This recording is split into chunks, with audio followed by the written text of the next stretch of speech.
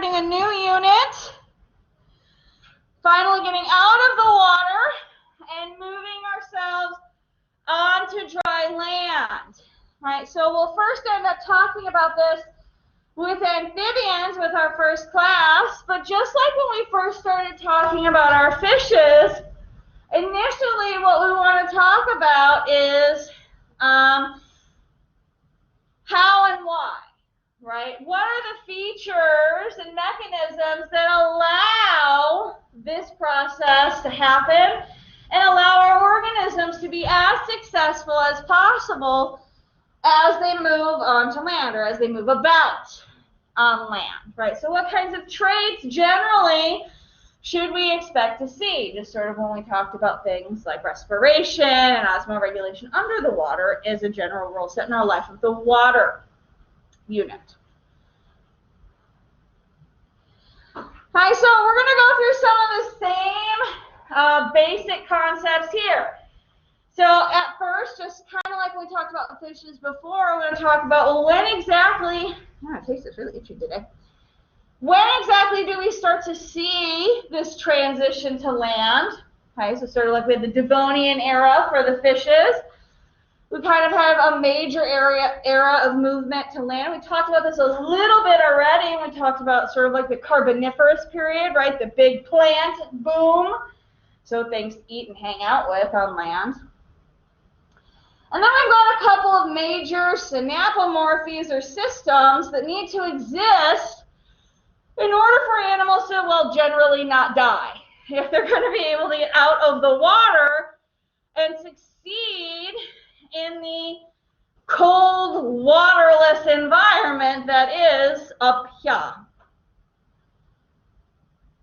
So let's start with where are we, or when are we, more accurately. So remember last time we had left talking about this, we were in the Devonian era, right, or our age of the fishes. And so during this period, remember, most organisms were in the water, right? And we'd seen that big die-off and the huge movement towards jawed vertebrates. Right, these were the most competitive individuals of the time, which is really where we saw our osteichthyes rise and be the most competitive. Okay, so this is where we had left off. Okay, that Devonian extinction, okay, that had killed off or really left a lot of those jawless individuals in a rough shape, as well as those invertebrates. Okay. So the expansion of those osteichthyes, which leads to the next period where we are now. Right, as we kind of imagine ourselves traveling through time. Right, so we had alluded to this the last time we talked about time, right? The Carboniferous period. Okay, so the expansion of large carbon-based organisms on land, okay, specifically plants, okay, into these hardcore, more heavy-duty plants. So what we start to see then are sort of what we imagine as sort of swampy forests. Okay, so we're getting an expansion of what we imagine as habitat on land. Okay, where it was just sort of wet flatlands before now. And so, as we talked about niche before, right, remember niche is sort of the agglomerate of food and habitat and all of the things that an organism needs. The key behind this is now we have new niche space, right, new areas.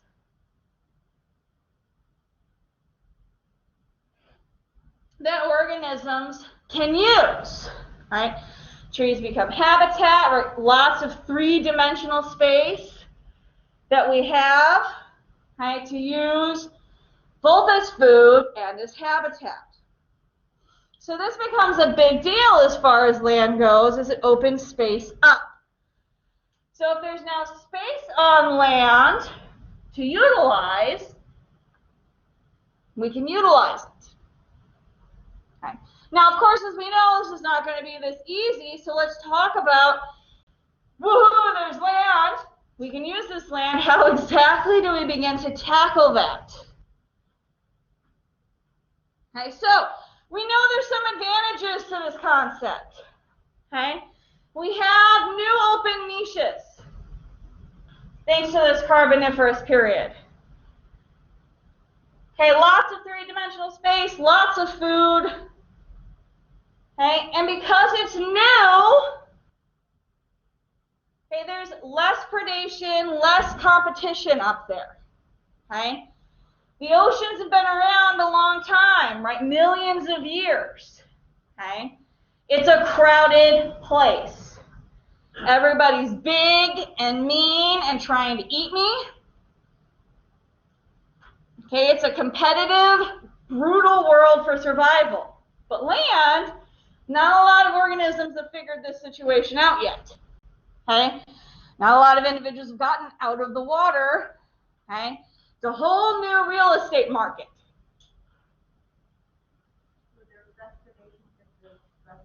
Because there's less animals in general. Yep.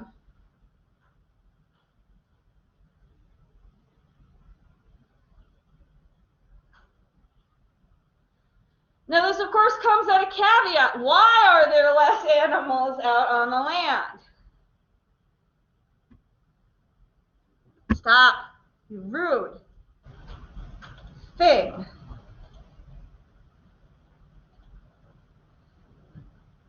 This Menti has really struggled. There we go. Giving me weird codes and everything. So let's think about this for a second. Okay? Less talky, more interactive. All right, so let's pop into Menti. It's got our code up, kind of a crazy code. So 1386, 5969. Okay, so let's think about this. If land is so amazing, it's got all this open space, all of this unused food and resources. Okay, we know from our transition to water, or life in a water habitat, the oxygen's better up here. Right? Water sucks at oxygen. That was one of our big take-homes there. So why are there less organisms on land? What was the problem? Why wasn't there mass movement? Well, not everybody could automatically exist on land. You're designed for your environment. Like you fit for your environment. You're constantly evolving to fit for your environment. So like you wouldn't be super fit to be on land if you're super fit to be in the ocean. So what's stopping us, though? What are the big features that are stopping us? The hostile environment, the nutrition, not just saying for you to. I would say like respiration, because like the way that they process oxygen would be different than what they would on land. Put it in there, girl. Oh, sorry. I was thinking. It wasn't working.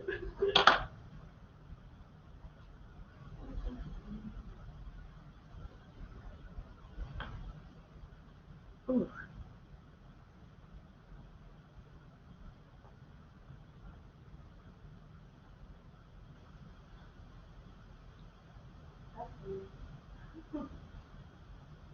I like this one. This one? Yeah, me too.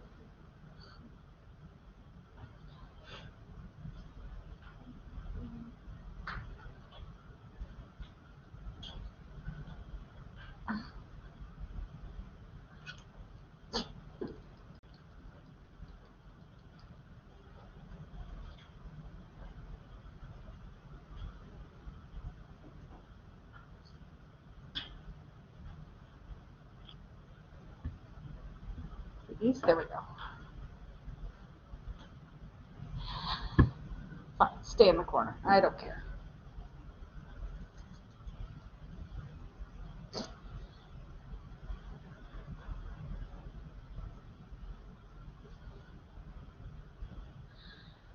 All right, so let's start thinking about this. So as we started talking about, and is one of our biggest words here, and I see it a bunch of different ways.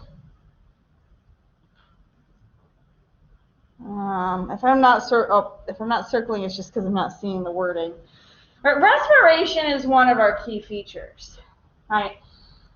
Right now, the way we respire is with gills.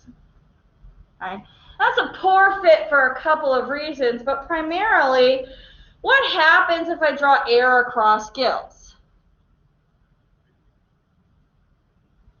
Well, the blood absorbs the oxygen. Right, so we will probably still get some oxygen exchange, but what happens to the gills?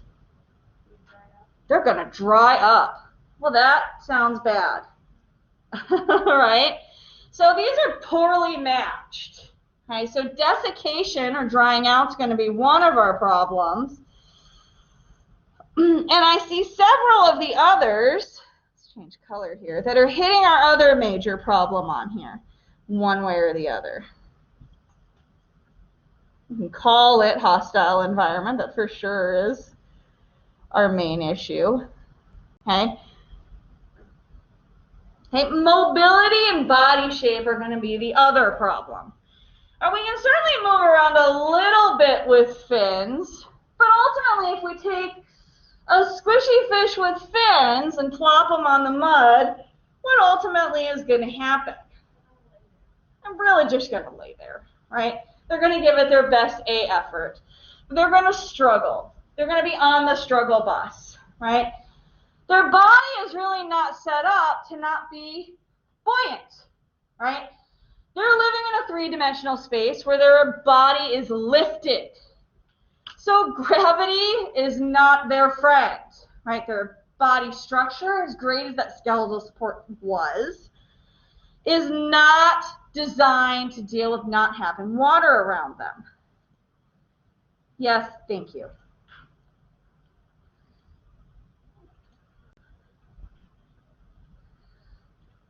Thank you. Good gracious. Okay, so our two big issues here, as you guys have determined ultimately, is our body type is going to crumble under the weight of being on land, so we're not going to move around. Gravity is basically ultimately going to pin us down. And even if we were able to squidgy around like the sad little squishy fish that we are, we would eventually suffocate to death, right? Dry out as a slimy little husk and die. Okay, so even if we wanted to get on land, most of us as fishes are not very well equipped to succeed. So everything that we need as traits to get on land need to be designed to overcome these two things in one way or another, right? So if we think about lungs, right, the main key of that is we have a respiratory organ inside our body that can't dry out or get hurt, for the most part, as we try to exchange oxygen. That was real, right? I'm not like stroking out here.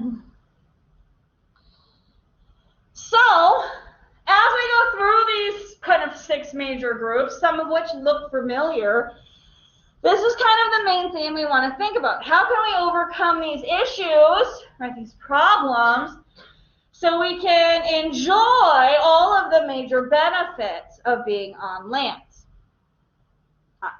So let's go ahead and hit them. We'll start talking about, for example, this first one, support and locomotion. So immediately start taking on some of our major issues like gravity. All right, so support and locomotion.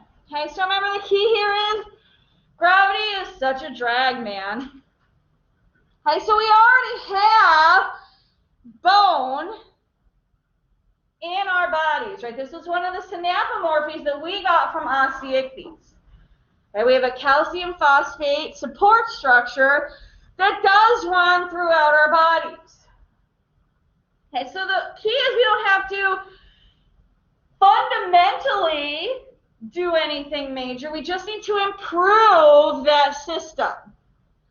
So the main way that we're going to do this is ultimately expand right? Or improve the way those bones are made, right?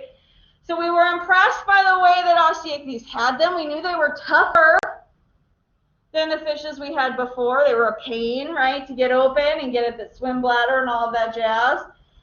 But it's not like you couldn't take those rib bones, for example, and just snap them into your fingers if you needed to. So we definitely need something that's tougher than that. So the way we do that is using a variety of much thicker and heavier duty bones. And because the bones are bigger, okay, we're going to route blood vessels through them, kind of like cables. Right, because we don't want to cut off the blood vessels to the body. And we call this system the Haversian System, right, named after the guy that founded it. It's a whole thing in science. You find something, get it named after you. Good for you. All right, so the Haversian System basically says we're going to make our bones bigger and thicker. Okay, because they're bigger and thicker, right, we would be able to have less blood vessels, so we're going to run the blood vessels through them and around them. This is what we see here. Right, you can see the red and blue, right, our arteries and veins running through our bones. So overall now our bones are bigger and they can bear more weight. Now, this is a balance. Okay, so this is what we see between this idea of spongy and compact bone. So we have two types of bones in our body. Okay? Compact bone, okay, as we see here, is the strongest type of bone. Okay, it's very, very thick, compact, right, dense bone, so it can bear the most load. Okay, so for example, your joints are made up of this kind of stuff, right, so it's going to bear all of the weight of whatever you're doing. Okay, this is going to be able to bear the most weight. It's the most ideal, but it's problematic, right? If I were to make my entire body of compact bone, I still would have a real problem with gravity because I would be heavy, right? Too heavy to move my big butt across the floor, okay? So while compact bone is very, very strong, like most of the things that we talk about, there's no perfect solution. So that strength comes at a cost, weight. So much weight, we can't make our whole body out of that. So we have to balance it with what we call spongy bone. Okay? Spongy bone is much, much lighter. It gets its name because it looks like the inside of like a kitchen sponge. So it has much more of a scaffold on the inside of it. Okay? Weak is loose, right? It's certainly still strong. Okay? Just less strong than the compact bone. So most of the long, extended parts of your body are filled with spongy bone. This is why these bones are more easily broken when you put an extended amount of weight on them, right? Because they don't have as much denseness to them. So they suffer under extended amounts of physical pressure. However, they're so much lighter. So for large areas of your body, okay, if you fill them with spongy bone, we can pick ourselves up and actually move. So this is where that balance comes in, right? Being able to move your butt along the floor, but still having enough strength to be able to do anything functionally in the gravity. Okay, so all bodies, with the exception of some birds, have a little bit of both. And we'll talk about birds when we get there. They're special. Because they got to get up, up, up. Okay, feel good? Okay. So lots of upgrades in total strength, but remember, everything's a balance. There's no such thing as the perfect bone.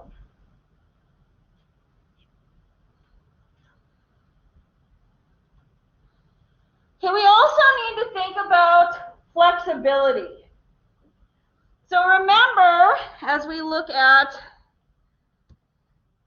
our fishes here, let's just take a look at the top left.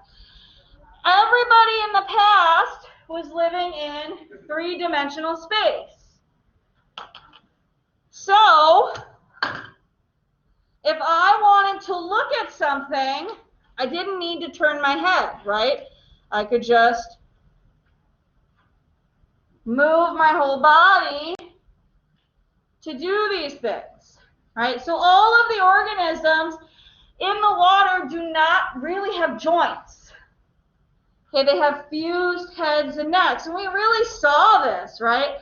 When we wanted to get in those otoliths, this was not a simple, oh, we'll just turn its head to the left. Or you had to take its head off to get in there. Okay, and that was break its neck here, break its neck here. Okay, these were not simple things. The whole thing is fused together.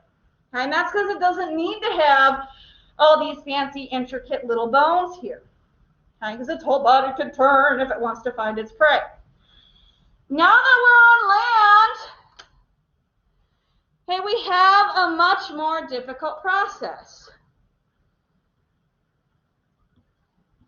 Yay. There's my kitty. Okay, if my kitty's walking on the ground, go kitty. Give my kitty a neck and some ears and make it worse. It's giraffe cat, it's fine. Okay, if my cat doesn't have a neck, okay, and wants to look up, what's the solution, right? We have to stand up on all fours and tip on our belly. This becomes very difficult, right? Because I cannot easily maneuver my whole body in three-dimensional space anymore. So the solution then has to be, I have to be able to move part of my body in three-dimensional space, which is where we start to see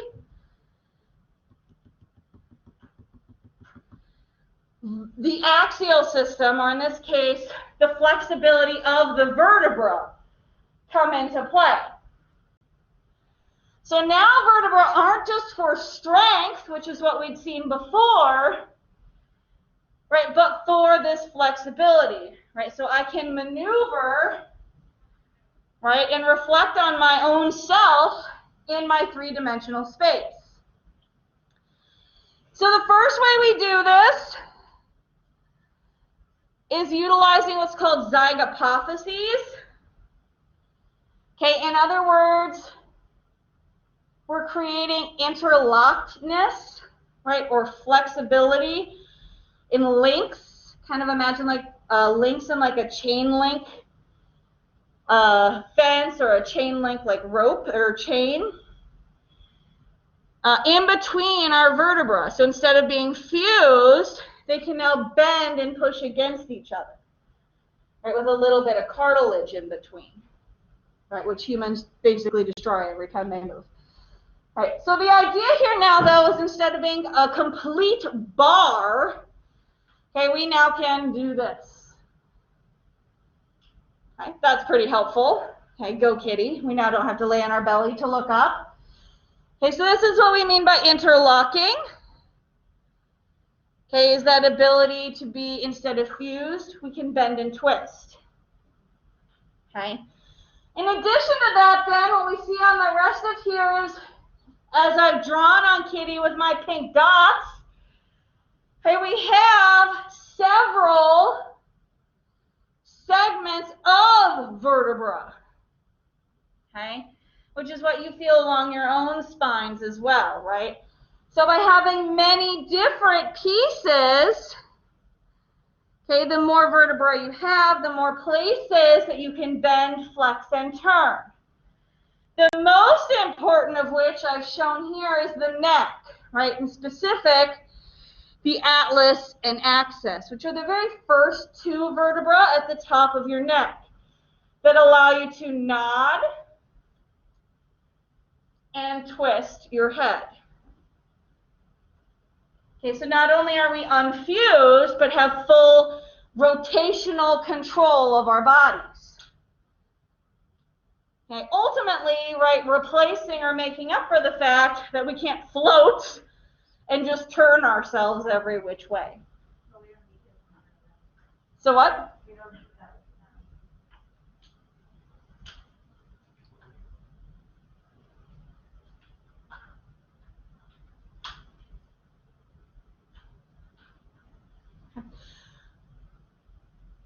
Make sense? Feel good? And not that floating wouldn't be also very cool. So proxy for floating. Imagine us floating instead of like walking, just floating around. I could get into floating. My feet could get into the whole floating thing, that's for sure. We would have less issues with germs than really touching everything. The solution to COVID, floating. Okay, well, goodbye, Giraffe Kitty. It's probably for the better. Okay, in addition, okay, we've added a handful of stronger pieces. Okay, so as we think about the extension of all of these pieces, right, remember having more connections, right, more bones and longer bones, okay, means more connections for muscle placement. And that's still true, right? It was true when we were looking at it before with the fishes. Okay, the more vertebra we added, the bigger the vertebra got it, right? The more bones we added, the bigger the bones got, right? Those gave us more places for muscle connections. That's still the case here, right? So the bigger the bones are, right, the stronger our frame is going to be, okay? And the bigger and stronger our muscles are going to be. And all of that is generally also going to reinforce our frame.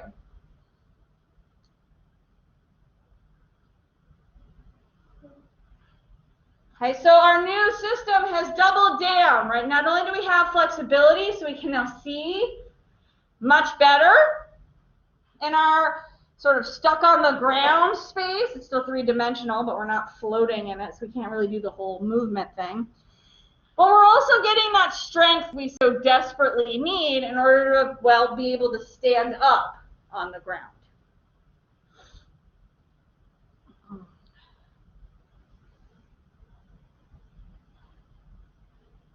Okay. And don't forget, okay, we had paired fins, right, as a synapomorphy from our osteichthyes. So that's still a thing. And so by having paired limbs now, right, they're not fins once we're out of the water anymore.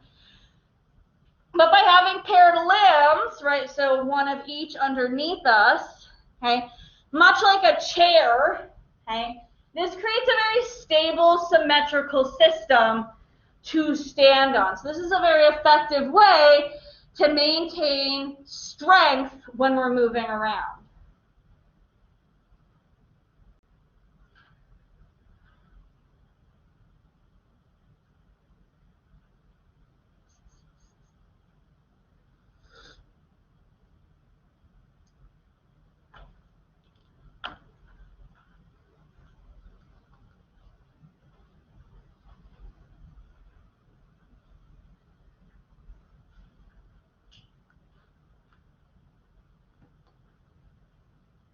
Okay, feel good so far? So bone system and skeletal structure feel okay? I want to make sure I'm not going too quick.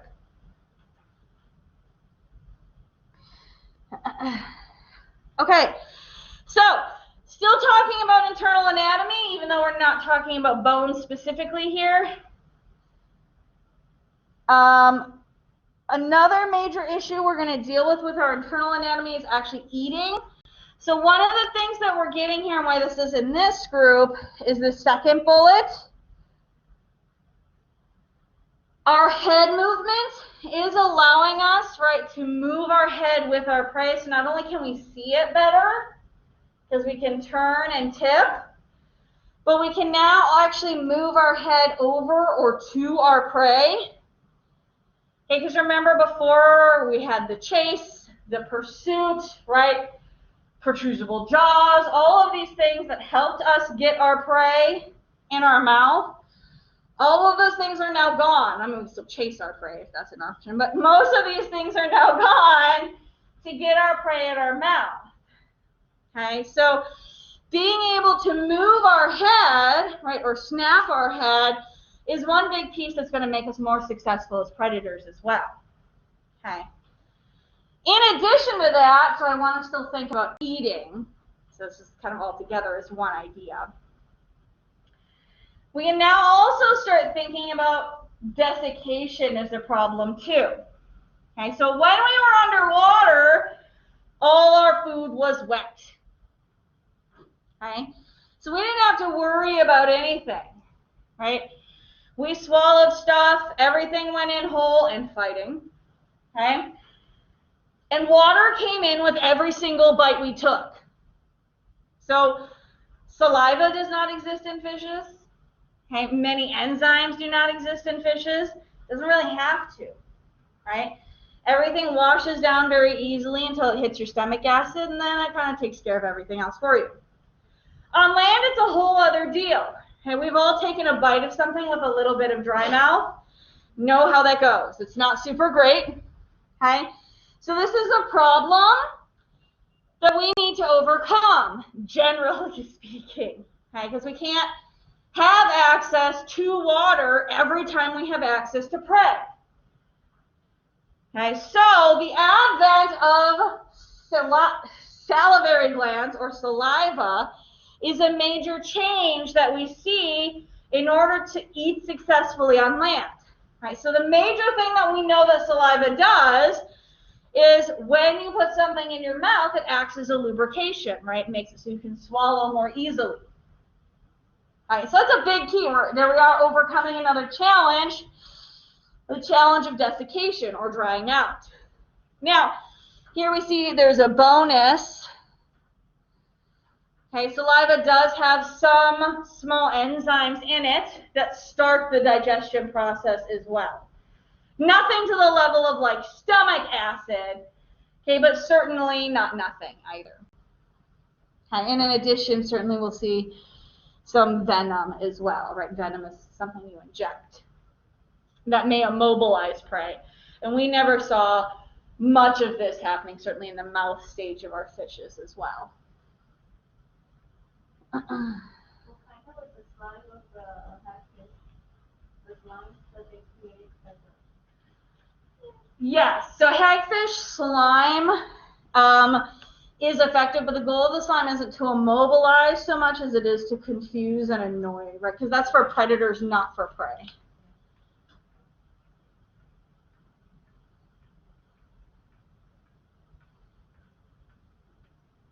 Okay, any questions about our support in locomotion?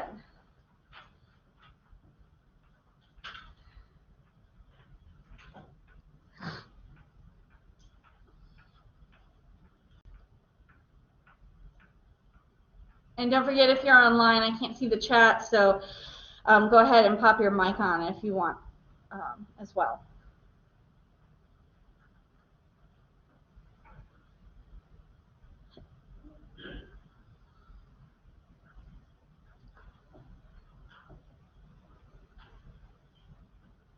Feeling shiny? Okay, so next let's take on more of this desiccation idea. Okay, and specifically look at respiration, right, or the difficulties of breathing air. So we're going to look at this very generally. We'll revisit respiration and circulation, certainly every class that we look at, but we want to look at generally what are some of the issues that we have. Now we know from our life in the water that generally speaking air is better than water is.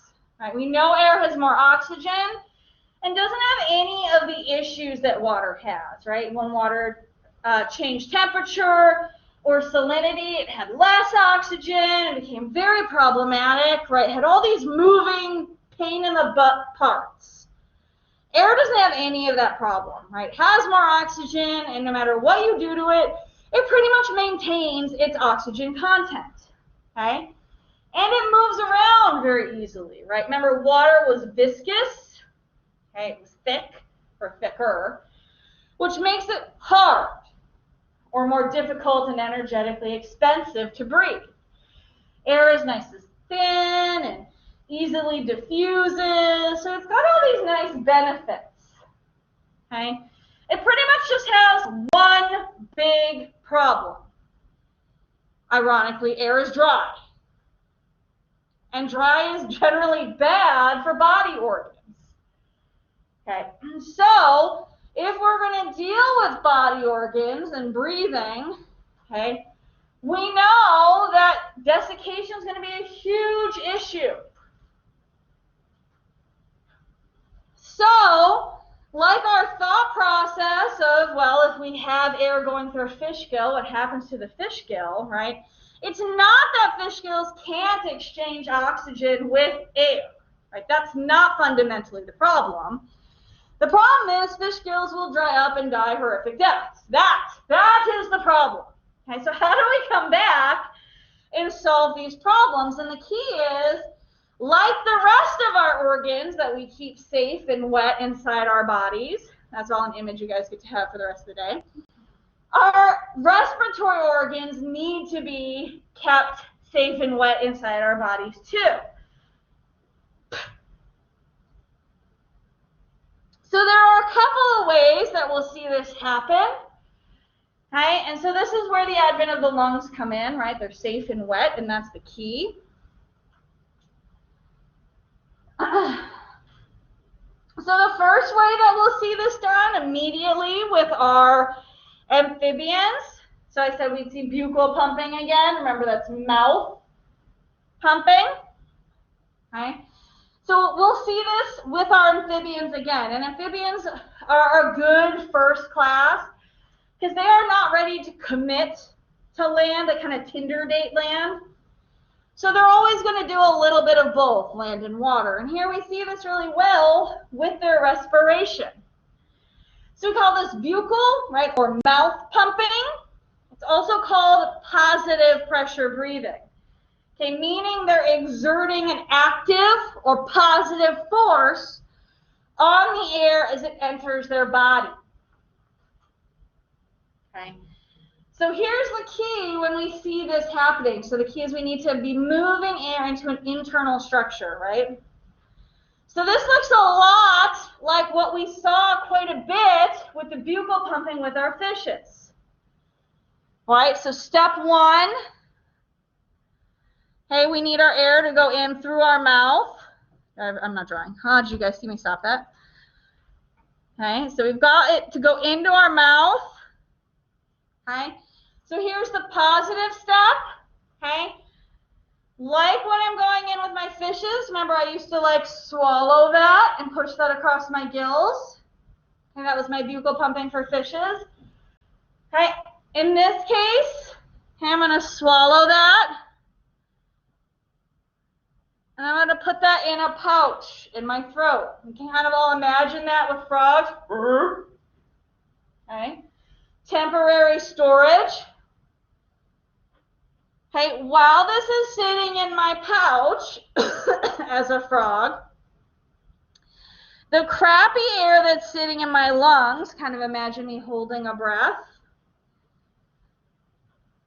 So my bad lung air comes out.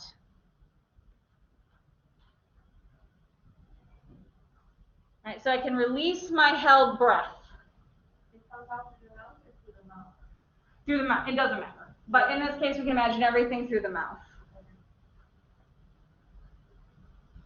Okay, because all of the good air is in the froggy pouch, right? Or whatever amphibian it is. So it's safe and stored away from the crappy air. Okay? So it starts fresh air down here. Breathed out the stale air. Once my stale air is gone, okay, once again, okay, and here's the key. Okay, positive pressure, right? I'm going to forcibly, actively swallow my fresh air into my lungs.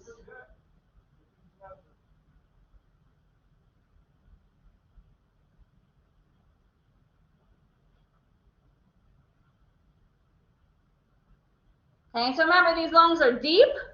Okay, so as the air has traveled along the throat, into the pouch, whatever it is, right, that air can pick up moisture and it can pick up warm temperature, and it does the same thing in your bodies, right? This is why it doesn't burn when it hits your body.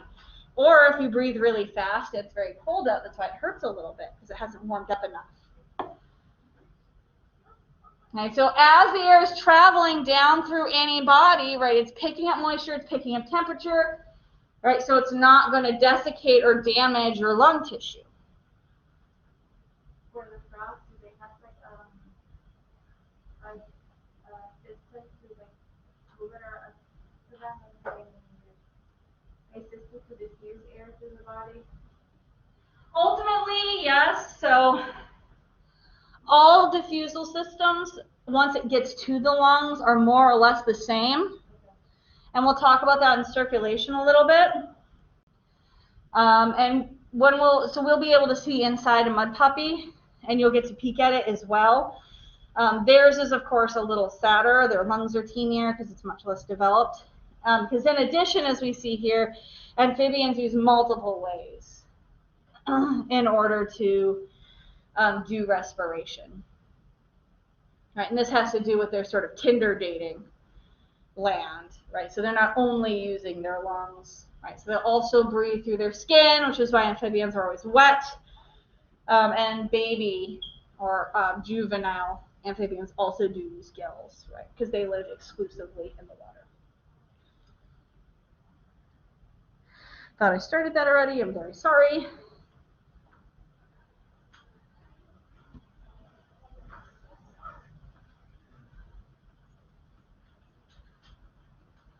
One button short of actually starting it.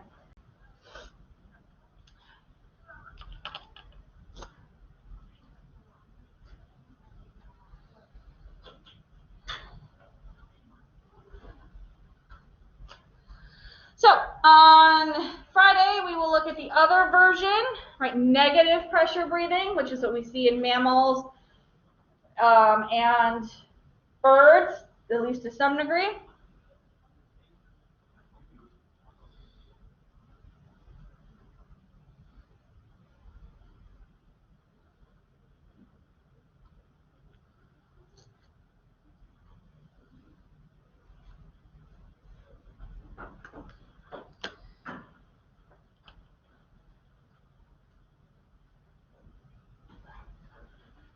Hey, as always, my last two rows, when you have finished your Socrative, please have a good afternoon.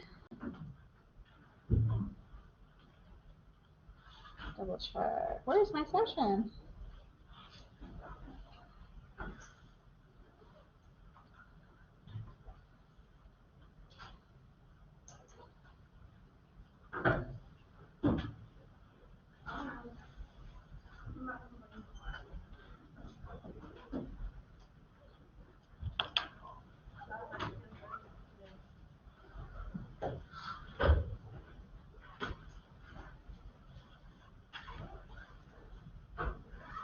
All right, everyone else, you may also go when you are completed. Please have a lovely afternoon.